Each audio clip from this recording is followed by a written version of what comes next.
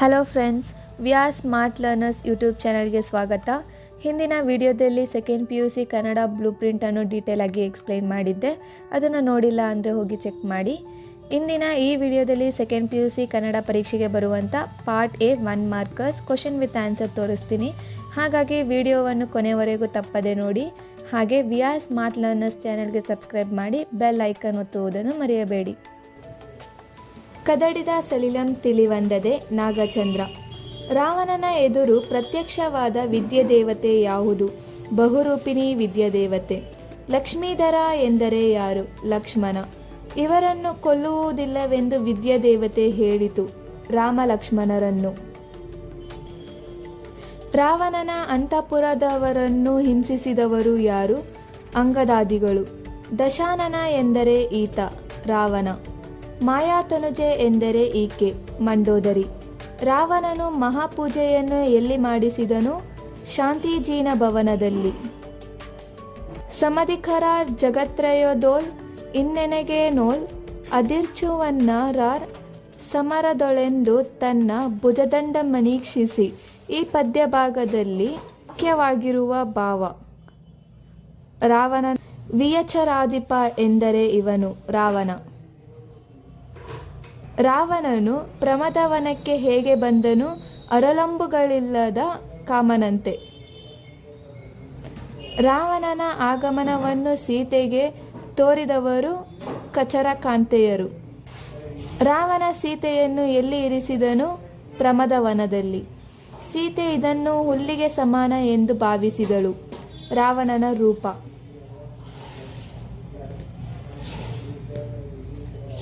ಏನಂ ಕೇಳ್ದಪ್ಪನೋ ರಘು ಸೂನುವ ಲಕ್ಷ್ಮಣ ಪೊಲ್ಲವಾರ್ತೆಯನ್. ಈ ಪದ್ಯ ಭಾಗವು ಏನನ್ನು ಸೂಚಿಸುತ್ತದೆ? ಸೀತೆಯ ಆತಂಕ. ರಾವಣನ ಮಾತು ಕೇಳಿ ಮೂರ್ಛೆ ಹೋದವರಾರು? ಸೀತೆ. ಕರುಣಿಸುವುದೊಡನೆಗೆ ದಶಕಂಧರ ದುರದೋಲ್ ರಘುತನುಜನಾಯಂ ಪ್ರಾಣಂ ಬರೆಗಂ ಬಾರದಿರೆನುತ್ತುಂ ದರಿದ್ರೆಯೋಲ್ ಮಾಯನುಕ್ಕು ಮೂರ್ಛೆಗೆ ಸಂದರ್. ಈ ಪದ್ಯ ಭಾಗಕ್ಕೆ ಸಂಬಂಧಿಸಿದಂತೆ ಈ ಕೆಳಗಿನ ಯಾವ ಹೇಳಿಕೆ ಸರಿಯಾಗಿದೆ? ರಾಮನ ಆಯುಷ್ಯ ಪ್ರಾಣದವರಿಗೆ ಬರಬೇಡ. ಇವನಿಗೆ ಸೀತೆಯ ಬಗ್ಗೆ ಅನುಕಂಪ ಹುಟ್ಟಿತು, ವಿಭೀಷಣಿಗೆ.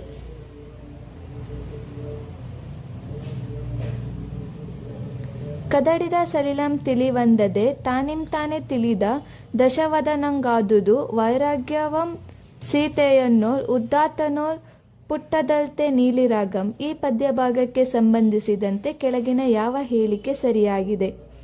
ರಾವಣನ ಮನಸ್ಸು ಕದಡಿ ಹೋಯಿತು. ಇದು ತನ್ನಿಂದ ತಾನೇ ತಿಳಿಯಾಗುತ್ತದೆ, ಕದಡಿದ ನೀರು. ರಾವಣನಿಗೆ ಯಾರ ಬಗ್ಗೆ ವೈರಾಗ್ಯ ಮೂಡಿತು? ಸೀತೆಯ ಬಗ್ಗೆ. ಇವರಂ ಪ್ರಾಣಪ್ರಿಯರಂ ನೆವಮಿಲ್ಲದೆ ಕರ್ಮವಶಮೇ ನೆವಮೇನೆ ಕಂದರ್ ವಿಮೋಹದಿಂದ ಗಲ್ಚಿದೆ.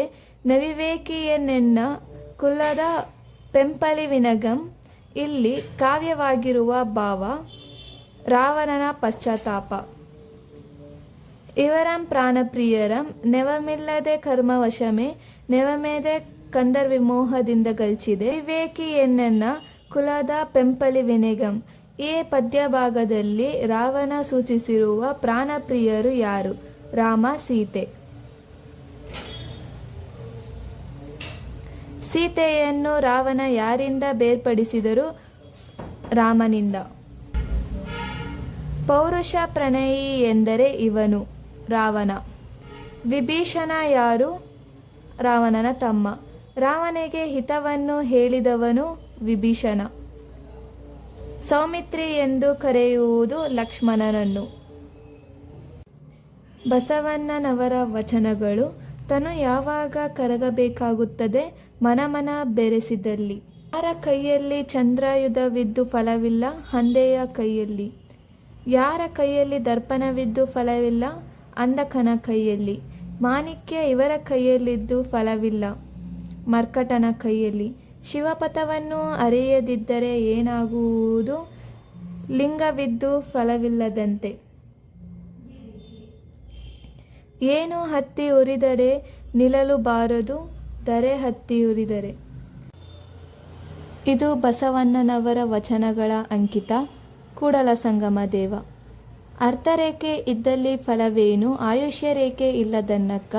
ಹಂದೆಯ ಕೈಯಲ್ಲಿ ಚಂದ್ರಾಯುಧವಿದ್ದಲ್ಲಿ ಫಲವೇನು, ಅಂಧಕನ ಕೈಯಲ್ಲಿ ದರ್ಪಣವಿದ್ದು ಫಲವೇನು, ಮರ್ಕಟನ ಕೈಯಲ್ಲಿ ಮಾಣಿಕ್ಯವಿದ್ದು ಫಲವೇನು, ನಮ್ಮ ಕೂಡಲ ಸಂಗನ ಶರಣರಿಯದವರ ಕೈಯಲ್ಲಿ ಲಿಂಗವಿದ್ದು ಶಿವಪಥವನ್ನರಿಯದನ್ನಕ್ಕ. ಮೇಲಿನ ವಚನದಲ್ಲಿ ಮೂಡಿಬಂದಿರುವ ಆಶಯ ಶಿವಪಥವನ್ನರಿಯುವುದು. ಒಲೆ ಹತ್ತಿ ಉರಿದಡೆ ನಿಲ್ಲಬಹುದಲ್ಲದೆ, ದರೆ ಹತ್ತಿ ಉರಿದಡೆ ನಿಲ್ಲಲು ಬಾರದು. ಏರಿ ನೀರುಂಬಡೆ ಬೇಳಿ ಕೈಯ ಮೇವಡೆ. ಈ ವಚನದಲ್ಲಿ ಬಸವಣ್ಣನವರ ಚಿಂತನೆ, ರಕ್ಷಿಸಬೇಕಾದವರೇ ಭಕ್ಷರಾದರೆ ಒದಗುವ ಅಪಾಯ. ಉರುಲಿಂಗ ಪೆದ್ದಿಯ ವಚನಗಳು. ಉರುಲಿಂಗ ಪೆದ್ದಿಯ ವಚನಗಳ ಅಂಕಿತವೇನು. ಉರುಲಿಂಗ ಪೆದ್ದಿ ಪ್ರಿಯ ವಿಶ್ವೇಶ್ವರ. ಯಾರಿಲ್ಲದೆ ಹಗಲಿಲ್ಲ, ಸೂರ್ಯ ಇಲ್ಲದೆ. ಪರುಷದ ಗೃಹದೊಳಗಿದ್ದವನು ಇದನ್ನು ಮಾಡುವುದಿಲ್ಲ, ಮನೆ ಮನೆ ತಿರುಯುವುದಿಲ್ಲ. ಮಂಗಲಲಿಂಗ ಅಂಗದ ಮೇಲಿದ್ದವನು ಇದನ್ನು ನೆನೆಯುವುದಿಲ್ಲ, ಅನ್ಯಲಿಂಗವನ್ನು ನೆನೆಯುವುದಿಲ್ಲ. ಏನಿಲ್ಲದೆ ಬೆಳಕಿಲ್ಲ, ದೀಪವಿಲ್ಲದೆ. ಇದರಿಂದ ಪರಿಮಳವನ್ನು ಅರಿಯಬಹುದು ಪುಷ್ಪದಿಂದ. ಮಹಾಗಣ ನಿರಾಳ ಪರಶಿವನಿಂದ ತೋರಿದ್ದೇನು ಲಿಂಗ. ಗುರು ಲಘುವರ್ತನದಲ್ಲಿ ವರ್ತಿಸಿದರೆ ಆಗದು ಆಚಾರ. ಯಾರು ಅನ್ಯಲಿಂಗವನ್ನು ನೆನೆಯುವುದಿಲ್ಲ, ಮಂಗಳಲಿಂಗ ಅಂಗದ ಮೇಲೆ ಇದ್ದವರು. ಗುರು ಹೇಗೆ ವರ್ತಿಸಬಾರದು, ಗುರು ಲಘುವಾಗಿ ವರ್ತಿಸಬಾರದು. ಸೂರ್ಯನಿಲ್ಲದೆ ಹಗಲುಂಟೆ ಅಯ್ಯ, ದೀಪ ಇಲ್ಲದೆ ಬೆಳಕುಂಟೆ ಅಯ್ಯ, ಪುಷ್ಪವಿಲ್ಲದೆ ಪರಿಮಳವನ್ನರಿಯಬಹುದೇ ಅಯ್ಯ. ಉರುಲಿಂಗ ಪೆದ್ದಿಯ ಈ ವಚನದ ಪ್ರಕಾರ ಹಗಲಿಗೆ ಕಾರಣ ಸೂರ್ಯ. ಪರುಷದ ಗೃಹದೊಳಗಿದ್ದು ತಿರಿವನೆ ಮನೆ ಮನೆಯ, ತೊರೆಯೊಳಗಿದ್ದವನು ತೃಷೆಯಾಗಲರಸುವನೆ ಕೆರೆಯುದಕವ. ಈ ವಚನದನ್ವಯ ಯಾರು ಮನೆ ಮನೆಯನ್ನು ತಿರಿಯನು, ಪರುಷದ ಗೃಹದೊಳಗಿದ್ದವನು. ಪಗೆಯಂ ಬಾಲಕನೆಂಬರೆ ಮನುಷ್ಯ ಜ್ಞಾನ ಸಂಪಾದಿಸದ ಮೇಲೆ ಹೇಗಾಗುತ್ತಾನೆ, ಸರ್ವಜ್ಞನಾಗುತ್ತಾನೆ. ಹಲವು ಹಳ್ಳಗಳು ಸೇರಿ ಆಗುವುದೇ ಇದು ನದಿ. ಕವಿ ಸೋಮನಾಥನ ಪ್ರಕಾರ ನಿಷ್ಪ್ರಯೋಜಕನಾದ ಮಗ ಎಂದರೆ ಮುಪ್ಪಿನಲ್ಲಾಗದವ. ಇಂತಹ ಸಮಯದಲ್ಲಿ ಮಳೆ ಬಂದರೆ ಪ್ರಯೋಜನವಿಲ್ಲ, ಪೈರು ಒಣಗಿದ ಮೇಲೆ. ಒನದೀರ್ಪ ದನಮೀರ್ದೊಡೇನು ಸುತನೀರ್ದೆಂ ಮುಪ್ಪಿನಲ್ಲಾಗದ. ಒನಗಲ್ ಪೈರಿಗೆ ಬಾರದೀರ್ತ ಮಳೆ ತಾಂ ಬಂದೆ ನಾಪತ್ತಿನೋಲ್. ಮಣಿದುಂ ನೋಡದ ಬಂದು ವೇತಕ್ಕೆನಿಸಲ್ ಕಾಲೋಚಿತನಗೈದಿದ. ತೃಣವೇ ಪರ್ವತವಲ್ಲವೇ ಹರಹರ ಶ್ರೀ ಚೆನ್ನ ಸೋಮೇಶ್ವರ. ಈ ಶತಕದ ಪದ್ಯಭಾಗಕ್ಕೆ ಸಂಬಂಧಿಸಿದಂತೆ ಕೆಳಗಿನ ಯಾವ ಹೇಳಿಕೆ ಸರಿಯಾಗಿದೆ. ಪೈರು ಒಣಗಿರುವ ಕಾಲದಲ್ಲಿ ಬಾರದಿರುವ ಮಳೆ ನಿಷ್ಪ್ರಯೋಜಕ. ಹಗೆಯನ್ನು ಏನೆಂದು ಉಪೇಕ್ಷಿಸಬಾರದು, ಬಾಲಕನೆಂದು. ಪಗೆಯಂ ಬಾಲಕನೆಂಬರೆ ಈ ಪದ್ಯದಲ್ಲಿ ಮೂಡಿಬಂದಿರುವ ಭಾವ. ಚಿಕ್ಕದೆಂದು ಯಾವುದನ್ನು ಉಪೇಕ್ಷಿಸಬಾರದು. ಬಂಡೆಯನ್ನು ಇದರಿಂದ ಮಾತ್ರವೇ ಸೀಳಬಹುದು. ಚಾಣ. ತೆರೆ ಬಲ್ಲರ್ಪುನೆಯಪ್ಪುದೈ.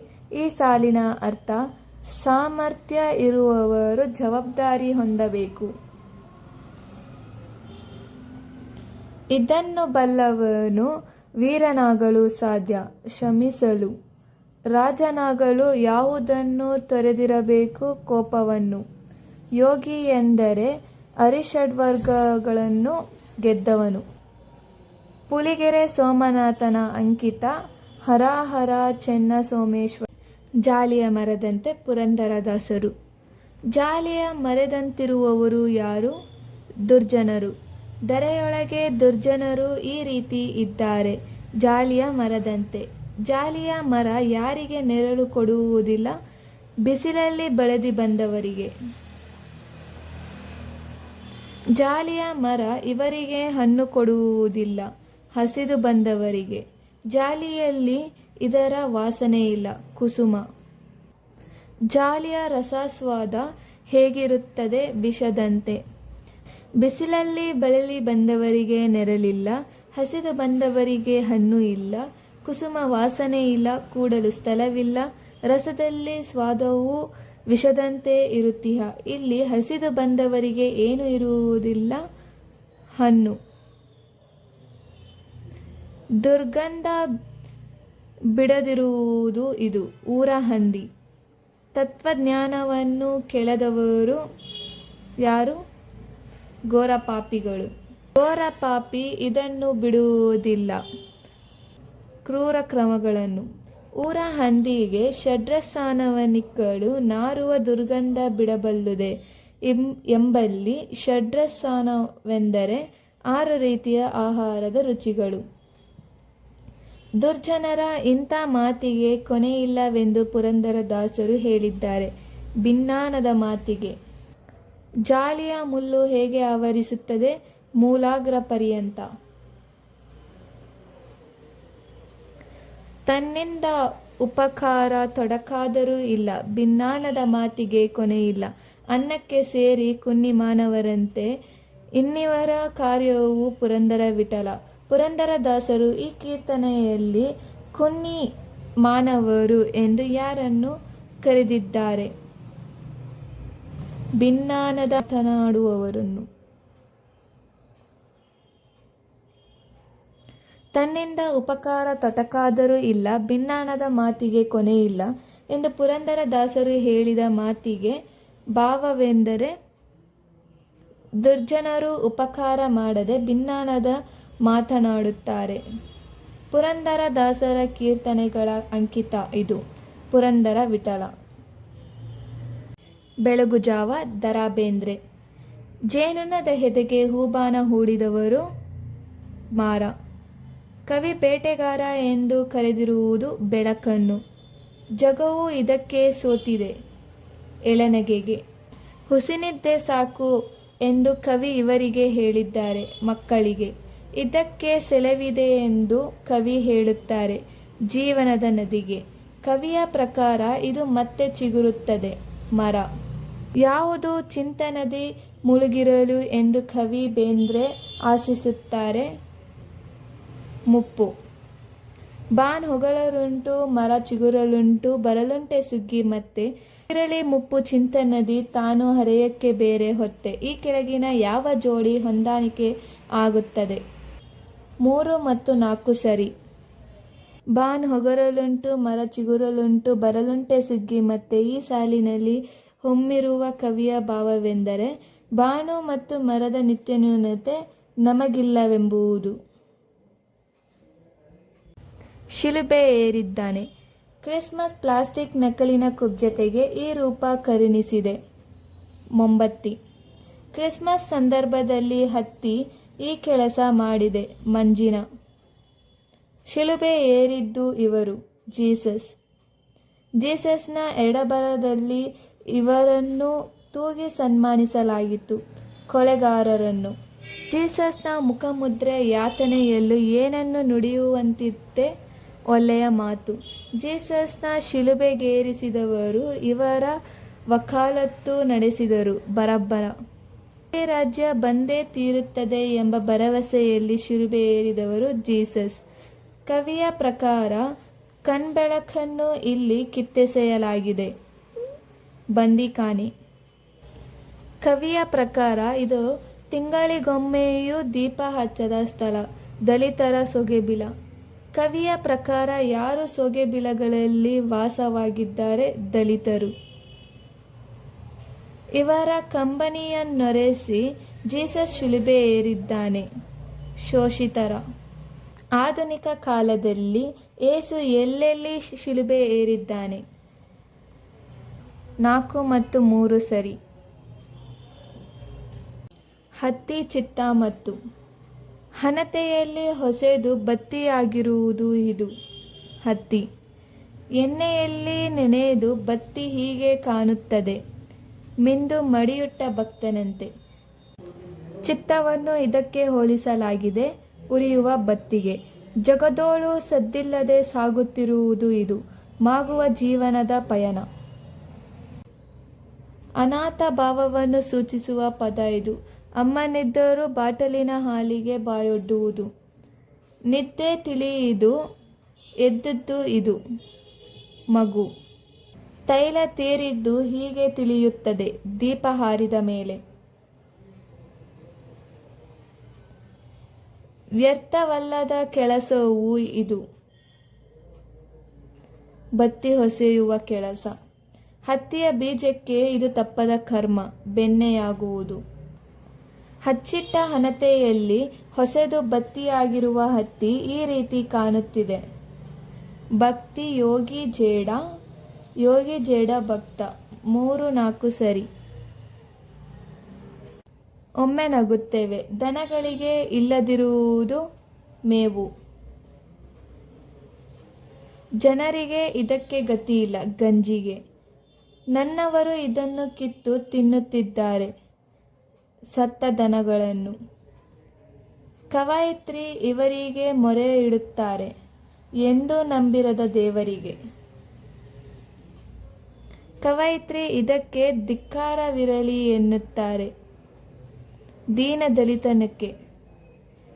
ಕವಯಿತ್ರಿ ಇದನ್ನು ಆಪೋಷಣ ಮಾಡುತ್ತೇನೆ ಎನ್ನುತ್ತಾರೆ, ನನ್ನವರ ದಾರಿದ್ರ್ಯವನ್ನು. ಜನರನ್ನು ಇದರಿಂದ ಪಾರು ಮಾಡುತ್ತೇನೆಂದು ಕವಯಿತ್ರಿ ಹೇಳುವರು ಹೊಗೆಯಿಂದ. ಯಾರೊಂದಿಗೆ ಕೂಡಿ ನಗಲು ಕವಯಿತ್ರಿ ಬಯಸುತ್ತಾರೆ, ದನ ಜನ. ಕವಯಿತ್ರಿ ಹೇಳುವಂತೆ ದನಗಳಿಗೆ ಜನಗಳಿಗೆ ಇದಿಲ್ಲ. 3 ಮತ್ತು 4 ಸರಿ.